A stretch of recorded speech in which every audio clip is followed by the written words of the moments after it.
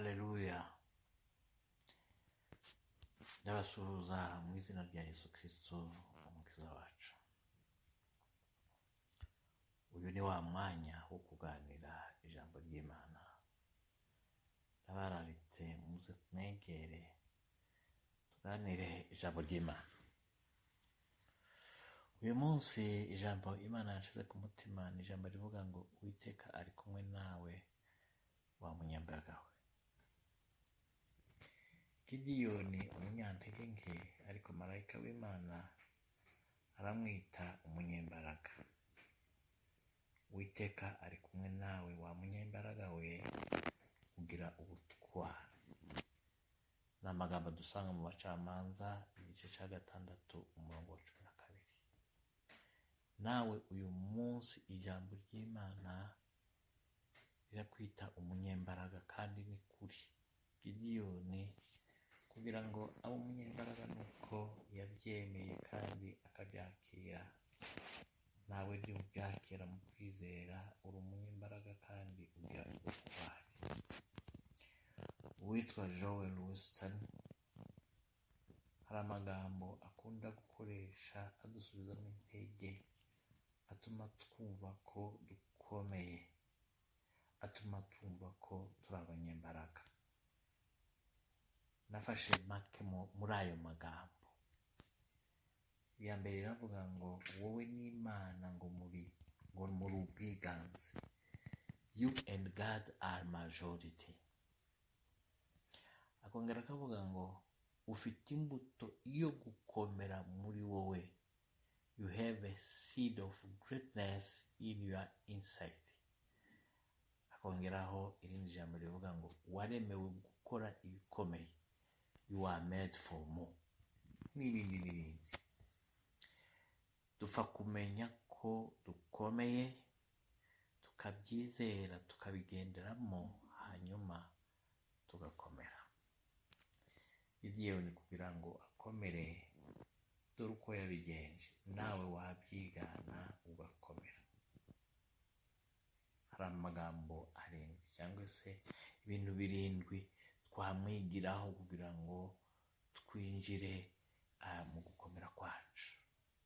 Cya mbere, Gideyoni hari ibyo yari yiteguranye marayika w'Imana amusanga. Marayika w'Imana yaramusanze, Gideyoni aramuzimuza avuga ko Imana yabataye yabarekereye kandi hariho isezerano. Ariko ikigaragara nuko yari azi ko hariho amasezerano ari hagati y'Imana n'ubwoko bwabo. Ikindi nuko yari azi ko Imana ivuga. Iyo usomye neza ubona Gideyoni ntabwo yatunguwe cyane no guhura n'umuntu, no guhura na marayika. Yahise amubwira, exprima ibyo yari afite mu mutima we, avugana n'Imana. Yari azi ko Imana ivugana n'abantu. Abantu benshi Imana yakoresheje hari uko yabasanze. Itegure nawe wakire gukomera kwawe. Icya kabiri, Gideyoni mbere yuko akora ibyo Imana yamutegetse gukora, yarabanje arasiguza. n'amagambo dusanga mu Bacamanza igice cya 6 umurongo wa 17 kugeza ku murongo wa 21, umurongo wa 37, umurongo wa 39. Gideyoni mbere yuko akora, niko narimvuze, ibyo Imana yamubwiye gukora, yarabanje arasiguza kugira ngo yumve neza mission Imana imuhaye yo gutabara ubwoko bwabo. Gusiguza kwe ntabwo byarimo gushidikanya, ariko yashakaga ngo yumve neza. Nawe Imana nigira ikigutegeka gukora, uzabanza usiguze kugira ngo umenye neza ijwi rikubwira. Abantu benshi barahamagawe ariko barahubuka, bagahaguruka badasiguje. Ibyo ni byo bituma abantu badasuzumisha Imana yabahaye gukora. Bakora iminsi mike imbaraga zigashira. Gideyoni ntiyasiguje rimwe, yasiguje kenshi. Iyo usoma ariya magambo yasiguje kenshi, ntabwo ari rimwe, ni kenshi.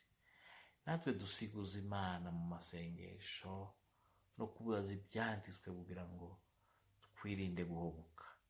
Nibwo tuzagera ku butsinzi, nibwo tuzagera aho tugomba kugera, aho Imana ishaka ko tugera. Icya gatatu, Gideyoni yatanze ibitambo. Gideyoni akivugana na marayika w'Imana yarirukanse aza kumuzanira amafunguro. Ashikije ayo mafunguro, marayika w'Imana yayagize ibitambo, abagira ibitambo arabyosa. Natwe rero mu buzima bwacu hari ibitambo tugomba gutanga, hari amaturo tugomba kuzana, tugomba kuzanira Uwiteka. Ibitambo bikomeye ni imitima yacu, ariko ibitambo by'ibitafatika nabyo ni ngombwa. Ibitambo dutanga ni ibyerekana urukundo dukunda Imana yacu, kandi bigatera Imana gukora ibitangaza, ikatwiyereka tukarushaho kuyimenya. Marayika yahereye ku bitambo bya Gideyoni akora ibitangaza. Gideyoni amenya neza ko yahuye n'Imana. Natwe tugira umuco wo gutanga ibitambo, imitima yacu ndetse n'ibifatika. Imana izatwiyereka kandi tuzarushaho kuyimenya. Iyi ni imwe mu buryo, imwe mu nzira yo gukomera, gutanga ibitambo. Icya kane, gusenya ibicaniro bya Satani n'ibigirwamana. Iyo dusoma mu Bacamanza igice cya 6 umurongo wa 25, Gideyoni amaze kumenya neza ko yahuye n'Imana isumba byose, yasenye ibicaniro bya Satani ndetse n'Imana zose arazisenya, uhereye iwabo, uhereye ku mana za Yowasi. Kwimura ibitari Imana nyamana mu buzima bwacu ni ngombwa. Ni ngombwa kugira Imana number 1 wa mugani. Imana yacu, Imana ikomeye, tugire number 1, nibwo tuzakomera. Ntiwakomera uyiharikagije Imana ikomeye n'Imana zabumbwe n'abantu, Imana zinyagirwa, Imana zibazwa, Imana zitavuga. Cyangwa se biriya byose waharikanyije n'Imana, bikureho maze ureke Imana nyamana ikuyobore, igukoreshe ibyo butware, igukoreshe ibyo butware. Let God be the number 1 of our life. Reka Imana ibe number 1 mu buzima bwacu, nibwo tuzakomera, nibwo tuzakomera. Icya gatanu, kubaka ibicaniro by'Imana ikomeye. Abacamanza 6 umurongo wa 26, Gideyoni amaze gusenya ibicaniro bya Bali, yubatse igicaniro cy'Imana ikomeye ku kanunga. Ubundi igicaniro kigaragaza ubusabane bw'Imana n'abantu mu buryo buhoraho.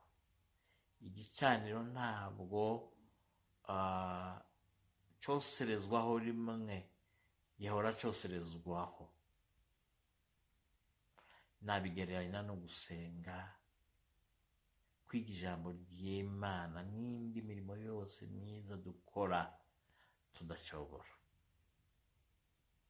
Icya gatandatu, Gideyoni ntabwo yakoze wenyine, yakoranye n'abandi. Abacamanza igice cya 6 34 36. nta muntu ukomera yikomeje. ukomera ari uko wakoranye n'abandi. Gideyoni yabanje gukorana n'abagabo 10 mu gusenya ibicaniro bya Satani. Gideyoni yakoranye na Abiyezeri n'abamanase ari wo muryango we. Arongera akorana n'Abaasheri n'Abazabuloni ndetse n'Abanafutali. Ntukibwire ko wakomera wenyine. Ukorana n'abandi. Imana yaharagurukije kugira ngo mufatikanye gusoza inshingano Imana yaguhaye, cyangwa se inshingano Imana yabahaye. Ubutsinzi tubugeraho ari uko dufatikanyije n'abandi. Iyo dusoma mu ijambo ry'Imana, abantu bose bagiye bakomeye ari uko bafatikanyije abandi. Muri Nehemiya ava mu gihugu yararimo agiye gusana inkike z'iwabo, yakoze mobilisation ya population, yakoze mobilisation y'abantu bose, ingeri zose, abakene, abatunzi, abagabo, ndetse iyo usoma hari aho n'abakobwa nabo bahagurutse bafatikanya na Nehemiya kugira ngo basane inkike z'iwabo. Hari aho bavuga ngo abacuzi b'imiringa, bivuga ngo abakungu nabo barahagurutse, abatambyi, abatware barahagurutse bafatikanya n'abandi. Nehemiya nubwo ari uvuga, ntabwo yakoze wenyine, ariko yakoranye n'abandi. Urumva, na Gideyoni ntabwo yagiye ku rugamba wenyine. Muribuka ko yajyanye n'abagabo 300 na za ngabo 300 zizonjoye kujya kurwana. Yego bari bake, ariko ibyo ari byo byose yakoranye n'abandi, yakoranye n'aba bose n'imiryango yose. Natwe nimba dushaka gukomera, dushaka imbaraga z'Imana zibitse mu bandi, abandi turi kumwe, abandi duturanya, abandi dusengana, abandi dukorana. Umurimo habitse imbaraga z'Imana. Icya 7, Gideyoni yamenye aho umuhamagaro we ugarukira. Mu bihe byashize twaganiriye iby'impano z'Umwuka Wera, tuvuga ko buri wese afite impano ye, yaba imwe zaba ebyiri, bikurikirana nuko Imana ibishaka. Gideyoni nawe amaze kunesha, amaze gukora umurimo ukomeye Imana yamuhaye, Abanyisiraheli babonye ari igitangaza, afite imbaraga, bashaka kumugira umwami. Ariko Gideyoni yaranze, yanga kwimikwa waba umwami. Mu yandi magambo, umuhamagaro w'Imana uri bien précis. Impano y'Imana, impano z'Imana ziba ziri bien précis. Impamvu tuneshwa, impamvu tutagera kuri mission nuko tuvanga. Gideyoni iyaza kuba abiki gihe yari kwemera akabayobora, ariko kubera kuko yarazi umuhamagaro we, yarababwiye ati no, nimukomeze muyoborwe n'Imana, mukomeze muyoborwe n'Imana. Hanyuma arangije mission ye, yaragarutse, aratuza, arabyara, aratunganirwa. Ijambo ry'Imana riratubwira ngo yagize imyaka 40. Nako igihugu cya Israeli cyagize imyaka 40, nta yindi ntambara irongera kuvuka muri Israeli, kubera ko Gideyoni yari yanesheje, kandi yamenye umuhamagaro we. Wenda yaza kwitokeza akigira umwami, Imana itarabimuhaye, Imana yari kongera ikabahana, ikemera ko ibyago bibageraho, ikemera ko izindi ntambara zibageraho.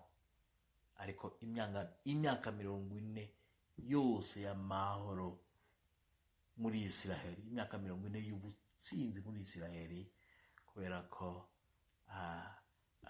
Gideon yamenye ibanga ry'ubutsinzi. Natwe tumwigane, natwe tuzatsinda. Tubyitegure, dusiguze ibyo tugomba gukora, dutanga ibitambo, dusenye ibigirwamana by'ubwoko bwose, twubaka ibicaniro by'Imana ikomeye, dufatikanye n'abandi, hanyuma tumenye neza umuhamagaro wacu, tumenye neza impano zacu, nibwo tuzakomera. Mwakire neza ijambo ry'Imana.